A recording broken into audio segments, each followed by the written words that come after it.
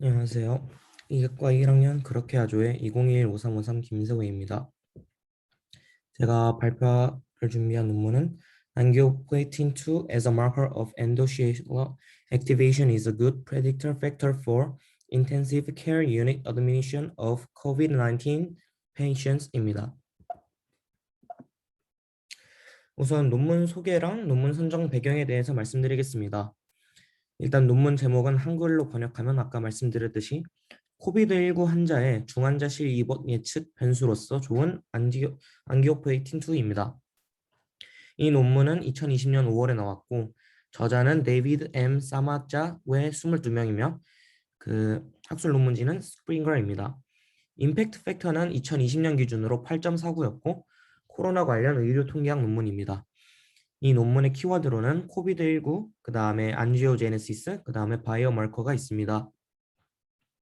우선 인트로덕션부터 설명해 드리자면 코비드19가 응고병증과 관련이 있다는 그 이론이 나오고 있습니다. 이거는 디다이머의 강력한 상승과 피브리노겐 같은 원응고제 인자의 증가를 통해서 확인할 수 있습니다. 코비드19 환자에서 IL-6를 포함한 염증성 폭풍 이후에 백혈구가 활성화되고 이후에 모세혈관 내피세포가 손상되며 혈전 보호 상태가 교란되면 미세혈관 혈증증으로 이어집니다.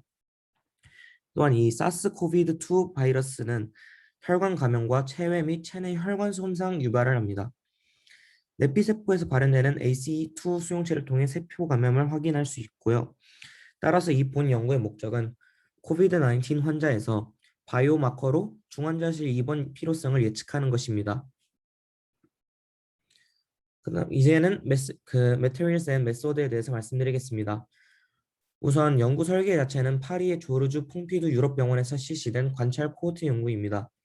사스코비드2 감염이 의심되는 환자가 사전에 포함되어 있고 이 환자들은 이제 만 18세 이상이고 감염성 증후군 그리고 기존 병동이나 중환자실에 직접 입원했던 기준이 있는 코비드19 의심 환자입니다. 이 모든 환자들은 사전에 비인두성 면봉으로 감염 여부를 검사받고요. 포함된 각 환자에 대해 임상 평가, 그 다음에 CT 스캔, 그 다음에 생물학적 평가가 수행되었습니다. 그 다음에 이제 기준 특성으로는 사진, 그리고 통상적인 치료법, 임상 징후, 심혈관 위험 인자, 체질량 지수 등의 생물학적 데이터를 표준화된 데이터 수집으로 통해서 사용하였습니다. 그 다음에 이제 이 셀렉션 표현식의 확인이 주 연구 수단이었고요.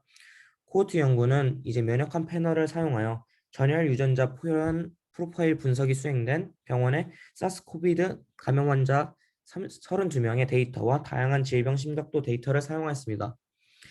이 질병 환자들과 대조되는 건강한 대조군으로는 무증상인 성인을 뽑았고 이들의 그 코로나 PCR 검사 받을 때 연령의 사례와 일치합니다. 그 다음에 이제 이 연구 모두 헬싱키 선언에 명시된 원칙에 부합하였고 적절한 검토위원회 승인도 받았습니다. 그 다음에 이제 연구에 사용된 재료나 방법 같은 경우에는 모든 검체는 EDTA, 소디움 헤파린 0.129 물농도 트리소디움 시트레이트 튜브에서 채취되었습니다.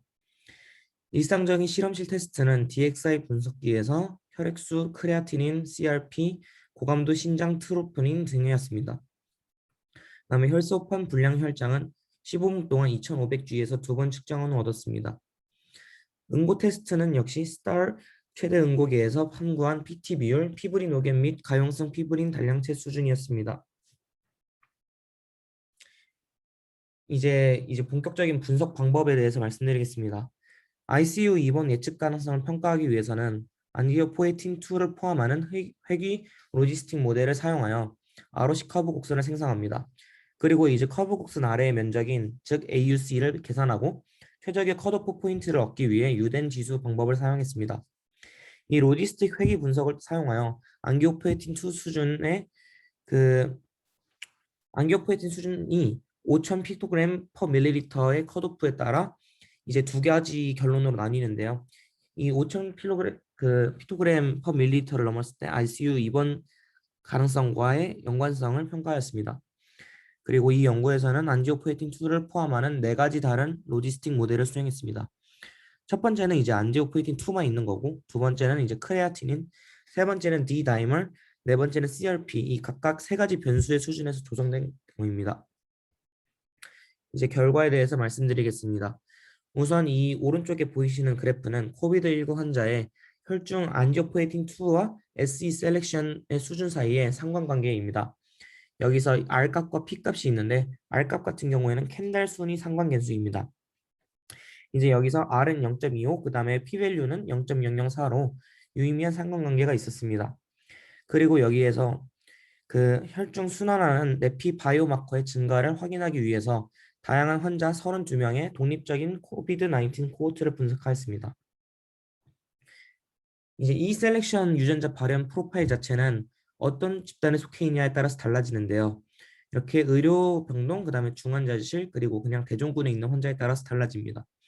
그리고 이제 중환자실에 있는 환자 같은 경우에는 이 셀렉션의 발현이 유의미하게 증가했습니다.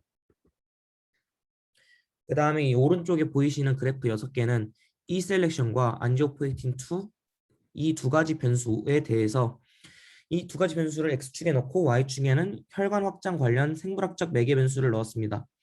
그래서 각각 A부터 C까지의 그래프는 E 셀렉션과 그 다음에 생물학적 매개 변수 CRP, 플라즈마 크레아틴, 그 다음에 D-다이머스 간의 상관관계를 나타냈고요. 아래쪽에 보이는 그래프 D부터 F까지는 그 안지오포에틴 2에 따른 그 CRP와 플라즈마 크레아틴, 그 다음에 D-다이머스의 상관관계를 나타냈습니다. 이러한 이제 ROC 커브 분석은 ICU, 즉 중환자실 입원을 예측하기 위한 안지오포에틴 2의 최적 수준을 알기 위해 수행되었습니다. 어로빅 커브의 이제 민감도는 80.1%, 특이도는 70%, 양성 예측도는 72.7%, 그다음 음성 예측도는 77.7%로 나타났습니다. 무디스틱 회귀물대를 사용한 결과 5,000피토그램 이상의 안지오포에틴 2의 수준은 코비드 환자의 ICU 입원 기준이 됩니다. 여기서 이제 곡선 아래 면적을 뜻하는 AUC는 77.2, 그 다음에 제어 공간은 62.4에서 91.9까지입니다.